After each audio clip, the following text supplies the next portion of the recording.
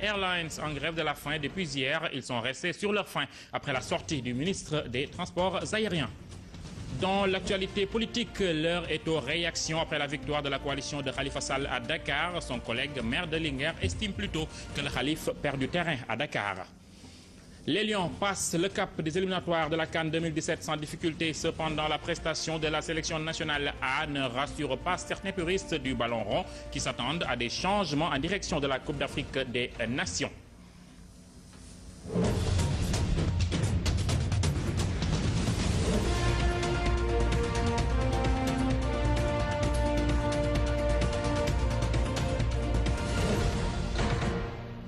Merci de nous choisir pour vous informer. Les agents de la défunte compagnie Sénégal Airlines sont en grève de la faim depuis hier. Ils réclament 5 mois d'arriérés de salaire. Ces travailleurs ne comptent pas fléchir sur leur position. Une rencontre est prévue avec le ministre des Transports aériens qui avait annoncé ce matin que la grève était suspendue, suivant le reportage de Papa Moussi. La nuit a été longue pour ces travailleurs de la défunte compagnie Sénégal Airlines. Ils ont bravé moustiques et autres insectes au siège même de la compagnie. Nous avons passé la nuit à l'ombre avec les moustiques, avec les serpents et les vents, mais nous nous sommes dit que c'est le seul moyen, si c'est le seul moyen par lequel il faut passer pour qu'on se fasse entendre. Nous allons l'assumer jusqu'au bout. Cette dame, visiblement très fatiguée et faible, sans doute à cause de la faim, lance un appel de détresse avec une voix à peine audible. Qui nous montre qu'ils sont des humains et qu'ils ont un cœur. Parce que nous n'avons pas arrêté de faire des actions, de les appeler en aide pour qu'ils puissent intervenir dans cette compagnie. Parce que quand même que des employés se soient sacrifiés pour cette compagnie et qu'aujourd'hui, pour seul remerciement, il reste 5 mois sans salaire. Moi, je trouve que c'est vraiment inhumain. Ce que ces agents demandent, c'est 5 mois d'arriérés de salaire et il n'est pas question d'une quelconque aide sociale. Nous ne raisonnons pas en termes de salaire. Ce que nous avons dit, c'est clair, c'est que nous ne demandons pas les deniers publics. Nous demandons à ce que l'argent qui se trouve dans les caisses de la compagnie soit évalué et à partir de là, que nos 5 mois d'arriérés de salaire nous soient payés.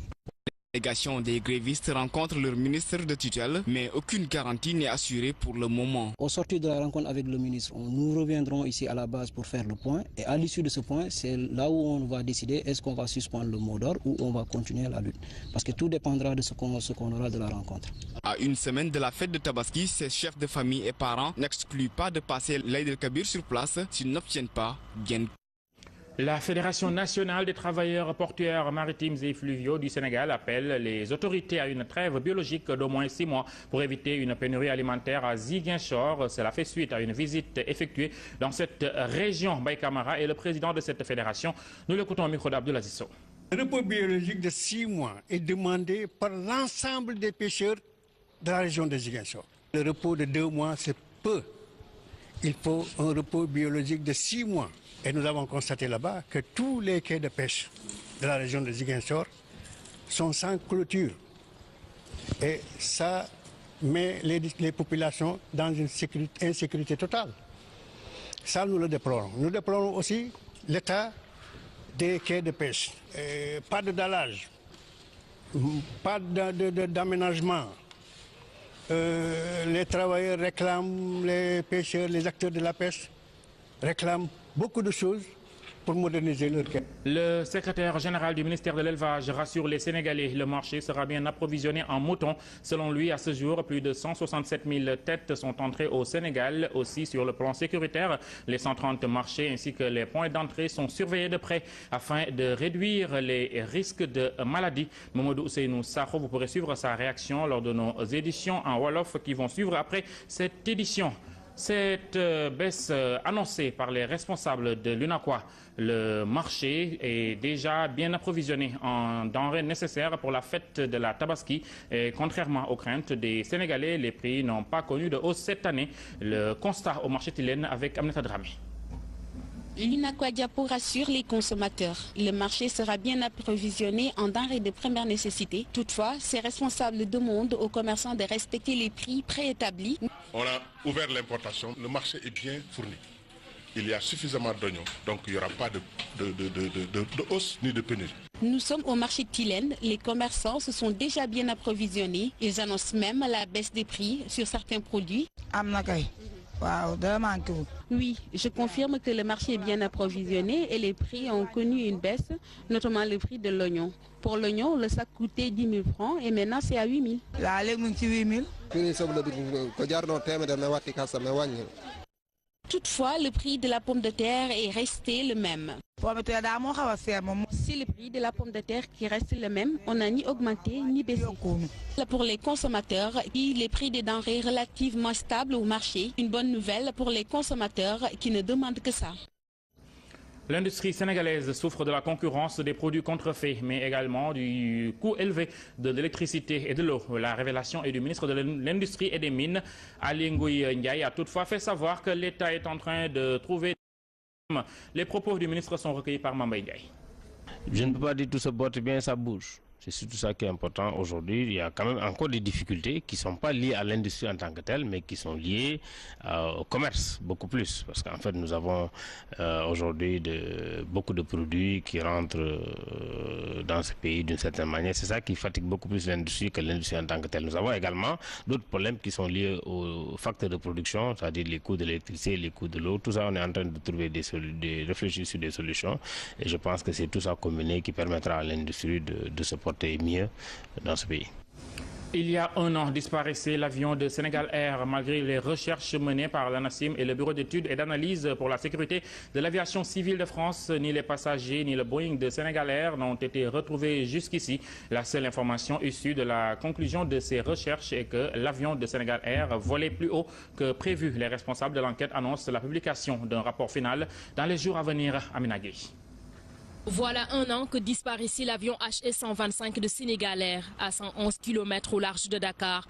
Toujours aucune trace ni de l'aéronef ni des passagers. Pour rappel, l'avion transportait à son bord 7 personnes, dont une patiente française, 3 membres d'équipage, dont 2 Algériens et un Congolais, ainsi qu'un médecin et 2 infirmiers sénégalais. L'appareil effectuait la liaison entre Ouagadougou et Dakar. Les premières recherches avaient révélé un abordage avec un appareil de la compagnie équato-guinéenne Seiba qui assurait la liaison Dakar-Cotonou. Et depuis cette tragédie, aucune autre information fiable n'a été donnée sur cet avion. L'enquête technique se poursuit, avait annoncé le ministère du Transport aérien, et ce même département avait précisé que les résultats des analyses feraient l'objet d'un rapport d'étape du Bureau d'enquête et d'analyse du Sénégal avant fin décembre 2015.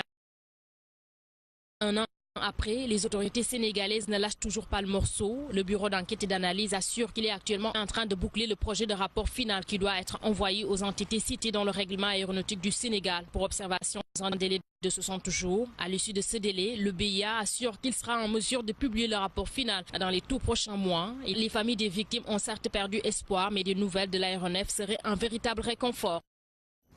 Parlons de la 7e édition du séminaire Top Management sur les banques et les entreprises qui s'est tenue ce matin à Dakar. Une rencontre de 3 jours qui a pour objectif d'aider à mieux comprendre les grandes mutations dans le monde des TIC, mais aussi d'augmenter la capacité des participants à faire des choix judicieux dans leur domaine. Ce séminaire de 3 jours est organisé par Crésus Afrique, suivant le compte-rendu d'Abraham Poulpuy.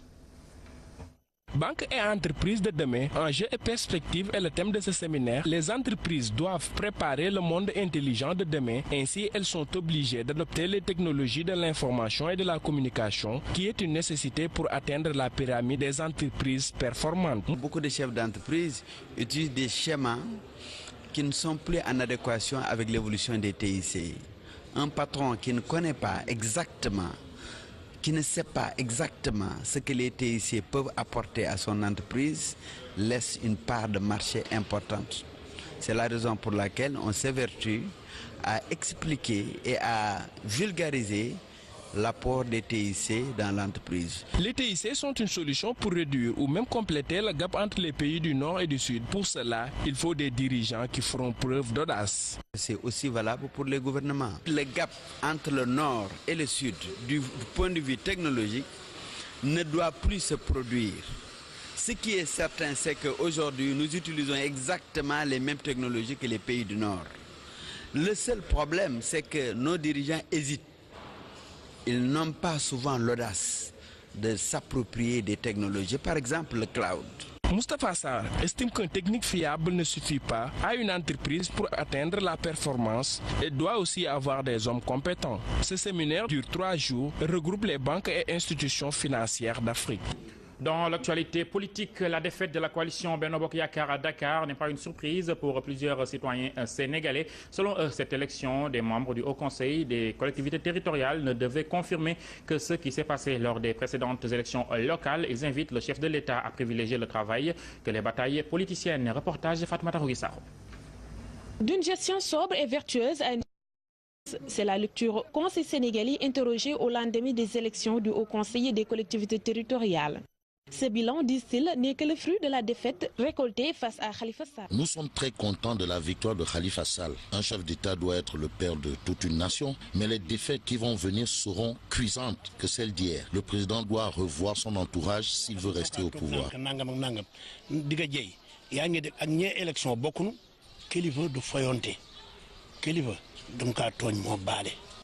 Trouvé dans son atelier de menuiserie, ce jeune homme n'en dira pas moins que les autres, tout en affirmant que cette défaite ne doit être une surprise pour personne.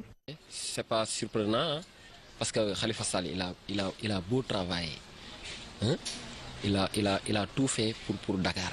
Parce que même demain, hein, s'il venait de faire encore une autre élection, hein, il va gagner, parce que les Sénégalais veulent un homme travailleur. Un homme intègre. C'est un chat, c'est pas un lion. D'un âge avancé, Abdou Khadir Gueye pense que cette nouvelle institution n'a aucun sens et ces élections non plus d'ailleurs. En réalité, ça ne nous intéresse pas. Les Européens, ils ont beaucoup fait. Ces gens-là, ils n'ont rien fait. Ils ne font que pour leurs poches. Si la plupart du temps, les questions liées à la gouvernance du pays ou à la chose politique font souvent l'objet de controverses, ce n'est pas le cas pour aujourd'hui, car ces Sénégalais très déçus du régime en place s'attendaient tout de même, disent-ils, à cette cuisante défaite. Fatoumata Rougui-Sakho, ces résultats vont servir d'étude de terrain au président Macky Sall pour les législatives de 2017. C'est la lecture de l'analyste politique Yoro Dia. Selon lui, le chef de l'État jouera sur le choix des élus qui seront désignés pour espérer regagner Dakar, qui reste une forteresse de l'opposition. Yoro Dia est avec Mbaye Ndiaye. Dakar est en train de devenir une forteresse de l'opposition. Et Dakar a toujours été une forteresse de l'opposition. Si vous venez dans les années 90, de 88 jusqu'en l'an 2000, Abdoulaye Wade opposant a toujours gagné Dakar. Ça, c'est une tradition à Dakar. Mais maintenant, la question essentielle pour Macky Sall, aujourd'hui, il est avéré que pour gagner la présidentielle, il va falloir gagner Dakar. Quand on dit Dakar, c'est la région de Dakar. Ils ont gagné Pékin, ils ont gagné Guédiawaye, mais il reste le département de Dakar. Et c'est pourquoi je dis qu'il faudra faire très attention pour le choix de Macky Sall, les personnes qu'ils vont désigner. Il est fort à parier que, parce que comme les élus sont de grands électeurs, sont de leaders d'opinion, il est fort à parier que Macky Sall désigne le maximum de conseillers issus du département de Dakar. C'est-à-dire là où il a des faiblesses pour essayer de contenir la vague Khalifa Sall aux prochaines législatives. Le maire de Linguère, Aly Ngouille Ndiaye, qui a la coalition de Khalifa Sall à Dakar, selon lui, le maire de la capitale a gagné de justesse grâce aux libéraux qui lui ont prêté main forte. Aly Ngouille Ndiaye est au micro de Mbaye Ndiaye. Ils ont eu des résultats très intéressants qu'il faut analyser. À Dakar, Taxawu Dakar a gagné par 75 voix. C'est à peu près le nombre de voix que le PDS a apporté dans la cagnotte, parce que le PDS a appelé à voter Taxawu Dakar. Ça, c'est d'abord la première chose. Il faut aussi se rappeler qu'en 2014, lorsqu'on sortait des élections locales au niveau de Dakar, Benno Bokk Yakaar n'avait gagné qu'une commune. C'était la commune de Yoff. Et s'était retrouvé avec peut-être dans l'ensemble du département de Dakar avec une centaine de conseillers. Aujourd'hui, il faut regarder comment ça a évolué. Aujourd'hui, ceux qui sont de l'autre côté, qui se sont retrouvés avec le ministre Abdoulaye Diouf Sarr, c'est un total de 10 maires. Donc 10 collectivités locales aujourd'hui sont contrôlées. Ça montre également Benno Bokk Yakaar a fait des percées très importantes au niveau donc du département.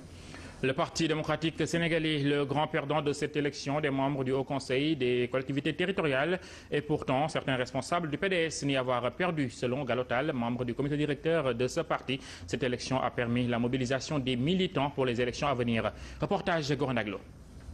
Le PDS et ses alliés ont encore perdu les élections du Haut Conseil des collectivités territoriales. Galotal, membre du comité directeur de cette formation politique, justifie la participation. Nous nous sommes maintenus. C'est-à-dire, si je dis que nous nous sommes maintenus, c'est parce que nous avons travailler bec et ongle à maintenir nos conseillers dans la même dynamique. Par contre, quelqu'un qui gagne une commune avec le nombre maximum de conseillers, s'il y a une élection départementale, bon, c'est tout à fait normal qu'il perde ces élections, qu'il ne gagne pas. Il défend que l'opposition devait montrer sa force, surtout le Parti démocratique sénégalais. Nous avons participé à des élections locales. Dieu a fait que nous avons un bon nombre de conseillers. On ne va pas accepter de les laisser à l'air libre, quelqu'un d'autre les récupère. Pourtant, la formation politique de Maître Abdoulaye Wade avait appelé à voter non au référendum. Amadou Gallo Tall estime que son parti ne fait que se conformer à la nouvelle constitution. Le PDS avait dit si toutefois le oui l'emporte, ça a été le cas et on sait dans quelles conditions, on est obligé de se conformer à la nouvelle constitution. C'est-à-dire d'être d'accord sur le principe, d'être d'accord que la constitution adopte cette nouvelle chambre, j'allais dire. Benno Bokk Yakaar a remporté la majorité des élus du Haut Conseil des collectivités territoriales, une victoire que certains membres du comité directeur du PDS avaient prédit. Il estime que Macky Sall veut tout simplement caser sa clientèle politique. Merci Gorandaglo. Nous passons à l'actualité sportive. L'invincibilité des Lions du foot dans les éliminatoires de la CAN 2017 est un parfait résultat. Mais le jeu ne séduit pas selon plusieurs amateurs du foot. Ils demandent au coach de chercher à améliorer le niveau de jeu de ses protégés pour espérer bousculer la hiérarchie à la prochaine CAN. Reportage de Fatima Silla. 6 matchs, 6 victoires, 13 buts, 2 encaissés, c'est la performance des protégés d'Aliou Cissé. Une première en qualification de la Coupe d'Afrique sera suffisante. En Coupe d'Afrique, les Sénégalais rencontrés donnent leurs avis. Voyant aujourd'hui les résultats qu'il y a dans le sport, si jamais nous devons continuer ainsi, attention à la débandade. On risque de mal tourner, on risque de mal terminer. On leur demande de se qualifier, ils sont qualifiés. C'est ça l'essentiel. Le match de samedi, il faut le mettre dans son contexte. C'est le Sénégal, une équipe déjà qualifiée. Le Sénégal a fait carton plein, c'est vrai, mais il y a des choses à améliorer, notamment le collectif. Je vais vous dire une chose. De la sorte dont le Sénégal a eu à disputer son match contre la Namibie, je ne pense pas que cela soit un carton plein. Il faut dire que la chance a tourné du côté des Lions, mais s'il ne s'agit que de la technicité, ils n'ont pas montré une certaine technicité, ils ont montré des individualités. Le collectif dont on parle tant est loin d'être évident selon l'ancien international Yatma Diop qui est... Il faut que nous, Sénégalais, on arrête de vouloir faire comprendre qu'une sélection peut jouer comme une équipe. Cette équipe est une sélection de travailleurs qui sont dans des usines différentes. Ici, il n'y a pas tout à fait d'habitude de jeu. Ce sont des pros qui s'adaptent entre eux et qui s'adaptent au contexte et qui se donnent. Parce que certains d'entre eux même ne se connaissent pas. Aliou Cissé a du temps et des matchs devant lui pour parfaire son équipe avant le 21 janvier 2017, date d'ouverture de la CAN Gabon.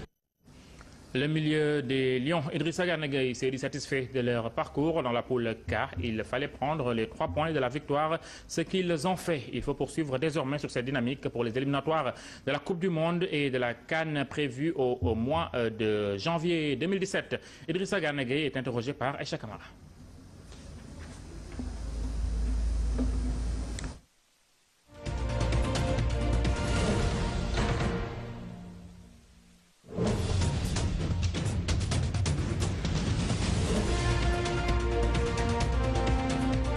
On est super content d'avoir fait un carton plein parce que c'était important pour le coach et c'était important pour nous aussi et surtout pour le public sénégalais. Il fallait que hier que ça soit une journée de fête et c'est ce qu'on a su faire.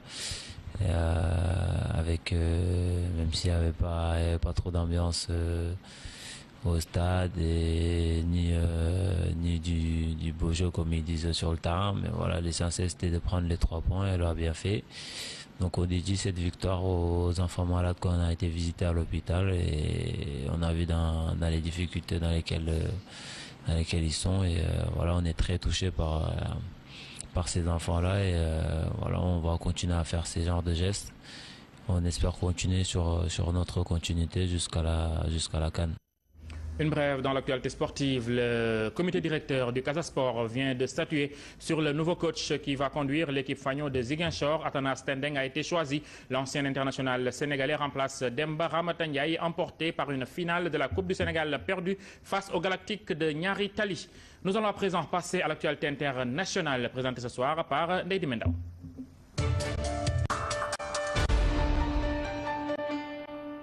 Au Gabon, un calme précaire est revenu à Libreville suite à la vague de violence post-électorale notée la semaine dernière. La reprise des activités est timide dans le public comme dans le privé. Des structures ont rouvert, mais il manque encore beaucoup d'employés, trop effrayés par la volatilité de la situation. Rentrée des classes timides en République démocratique du Congo suite à l'appel de l'opposition à une journée sans école. Le mot d'ordre lancé par le rassemblement de l'opposition a pour objectif d'attirer l'attention sur le dysfonctionnement du système éducatif dans le pays pour un meilleur accès à l'enseignement. Le gouvernement, pour sa part, condamne fermement le mot d'ordre de l'opposition qu'il juge antipatriotique. L'organisation État islamique a encore frappé en Syrie dans les zones contrôlées par le régime de Bachar al-Assad. Le bilan fait état d'une quarantaine de morts. Ces attaques interviennent au lendemain de la perte du groupe de l'opposition le long de la frontière turque.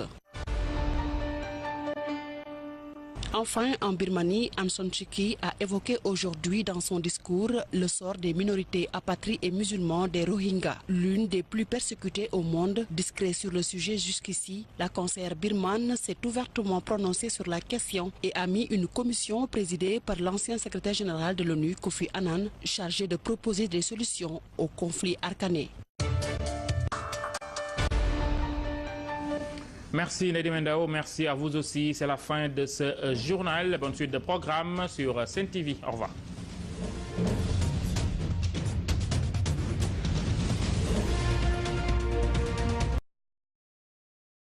La liaison Dakar-Cotonou et depuis cette tragédie, aucune autre information fiable n'a été donnée sur cet avion. L'enquête technique se poursuit, avait annoncé le ministère du Transport aérien et ce même département avait précisé que les résultats des analyses feraient l'objet d'un rapport d'étape du Bureau d'enquête et d'analyse du Sénégal avant fin décembre 2015.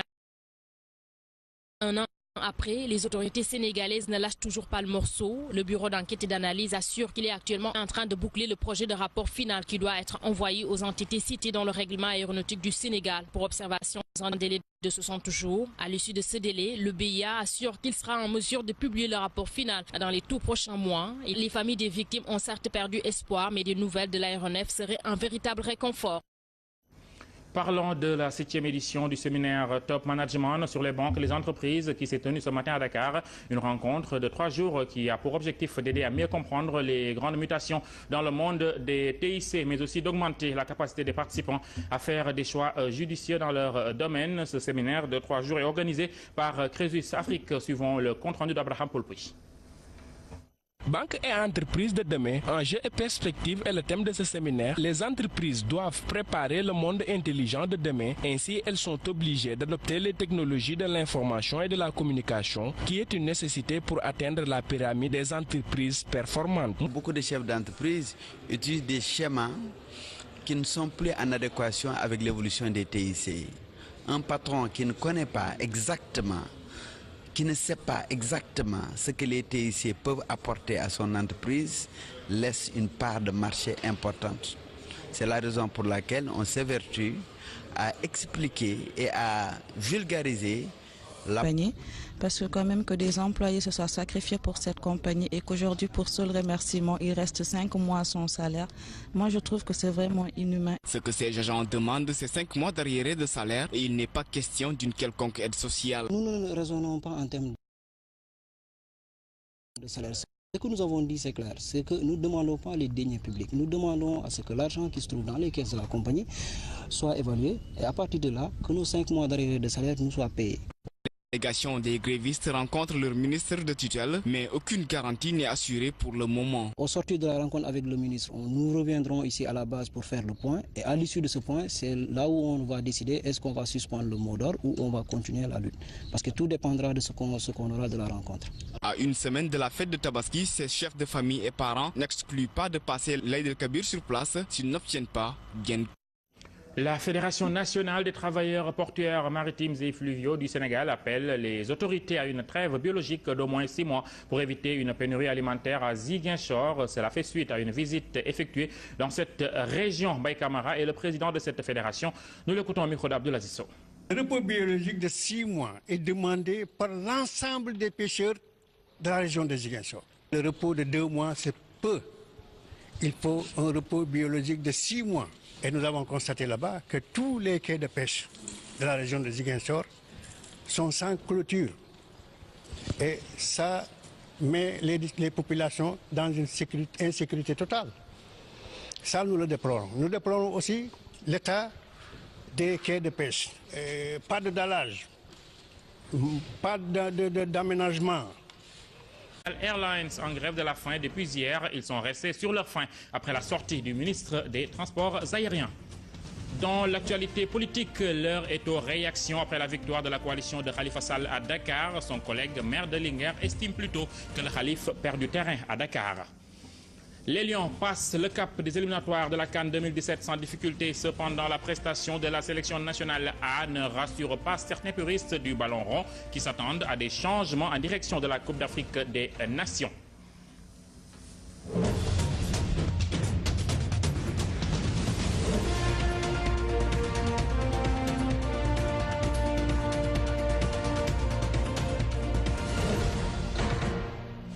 Merci de nous choisir pour vous informer. Les agents de la défunte compagnie Sénégal Airlines sont en grève de la faim depuis hier. Ils réclament 5 mois d'arriérés de salaire. Ces travailleurs ne comptent pas fléchir sur leur position. Une rencontre est prévue avec le ministre des Transports aériens qui avait annoncé ce matin que la grève était suspendue, suivant le reportage Papa Moussi. La nuit a été longue pour ces travailleurs de la défunte compagnie Sénégal Airlines. Ils ont bravé moustiques et autres insectes au siège même de la compagnie. Nous avons passé la nuit à l'ombre avec les moustiques, avec les serpents et les vents, mais nous nous sommes dit que c'est le seul moyen ici, c'est le seul moyen par lequel il faut passer pour qu'on se fasse entendre. Nous allons l'assumer jusqu'au bout. Cette dame, visiblement très fatiguée et faible, sans doute à cause de la faim, lance un appel de détresse avec une voix à peine audible. Qui nous montrent qu'ils sont des humains et qu'ils ont un cœur. Parce que nous n'avons pas arrêté de faire des actions, de les appeler en aide pour qu'ils puissent intervenir dans cette campagne. Pour les consommateurs qui ne demandent que ça. L'industrie sénégalaise souffre de la concurrence des produits contrefaits, mais également du coût élevé de l'électricité et de l'eau. La révélation est du ministre de l'Industrie et des Mines, Ali Ngouille Ndiaye, a toutefois fait savoir que l'État est en train de trouver... Les propos du ministre sont recueillis par Mamba Ndiaye. Je ne peux pas dire tout se porte bien, ça bouge. C'est surtout ça qui est important aujourd'hui. Il y a quand même encore des difficultés qui ne sont pas liées à l'industrie en tant que telle, mais qui sont liées au commerce, beaucoup plus. Parce qu'en fait, nous avons aujourd'hui beaucoup de produits qui rentrent dans ce pays d'une certaine manière. C'est ça qui fatigue beaucoup plus l'industrie que l'industrie en tant que telle. Nous avons également d'autres problèmes qui sont liés aux facteurs de production, c'est-à-dire les coûts de l'électricité, les coûts de l'eau. Tout ça, on est en train de trouver de réfléchir sur des solutions. Et je pense que c'est tout ça combiné qui permettra à l'industrie de se porter mieux dans ce pays. Il y a un an disparaissait l'avion de Sénégal Air. Malgré les recherches menées par l'ANACIM et le Bureau d'études et d'analyse pour la sécurité de l'aviation civile de France, ni les passagers ni le Boeing de Sénégal Air n'ont été retrouvés jusqu'ici. La seule information issue de la conclusion de ces recherches est que l'avion de Sénégal Air volait plus haut que prévu. Les responsables de l'enquête annoncent la publication d'un rapport final dans les jours à venir à Minagui. Voilà un an que disparaissait l'avion HE125 de Sénégal Air à 111 km au large de Dakar. Toujours aucune trace ni de l'aéronef ni des passagers. Pour rappel, l'avion transportait à son bord 7 personnes, dont une patiente française, 3 membres d'équipage, dont 2 Algériens et un Congolais, ainsi qu'un médecin et 2 infirmiers sénégalais. L'appareil effectuait la liaison entre Ouagadougou et Dakar. Les premières recherches avaient révélé un abordage avec un appareil de la compagnie équato-guinéenne CIBA qui assurait la... Les travailleurs réclament, les pêcheurs, les acteurs de la pêche réclament beaucoup de choses pour moderniser leur quai. Le secrétaire général du ministère de l'Élevage rassure les Sénégalais. Le marché sera bien approvisionné en moutons. Selon lui, à ce jour, plus de 167 000 têtes sont entrées au Sénégal. Aussi, sur le plan sécuritaire, les 130 marchés ainsi que les points d'entrée sont surveillés de près afin de réduire les risques de maladies. Mamadou Ousseynou Sakho, vous pourrez suivre sa réaction lors de nos éditions en Wolof qui vont suivre après cette édition. Cette baisse annoncée par les responsables de l'UNACOIS, le marché est déjà bien approvisionné en denrées nécessaires pour la fête de la Tabaski. Et contrairement aux craintes des Sénégalais, les prix n'ont pas connu de hausse cette année. Le constat au marché Tilène avec Aminata Dramé. L'UNACOIS Diapo rassure les consommateurs. Le marché sera bien approvisionné en denrées de première nécessité. Toutefois, ces responsables demandent aux commerçants de respecter les prix préétablis. On a ouvert l'importation. Le marché est bien fourni.